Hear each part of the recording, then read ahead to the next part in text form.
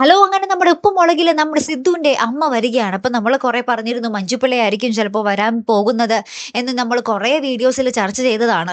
പക്ഷെ ഇപ്പോൾ വരാൻ സാധ്യത കൂടുതലായിട്ട് കാണിക്കുന്നത് നമ്മുടെ ബീന ആന്റണിയാണ്. ബീന ആന്റണി നമ്മുടെ സിദ്ധാർത്ഥന്റെ അമ്മയായിട്ട് സിദ്ധുവിന്റെ അമ്മയായിട്ട് വന്നാൽ എങ്ങനെയിരിക്കും ഗയ്സ്?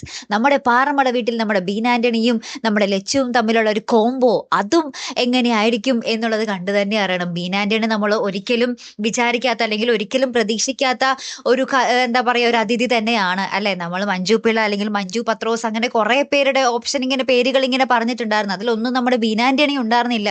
പക്ഷെ ബീന ആന്റണി ഇപ്പോൾ വരാൻ പോകുന്നു എന്നുള്ള ഒരു സൂചനകൾ തന്നെയാണ് നമ്മൾക്ക് ഇപ്പോൾ ലഭിക്കുന്നത്.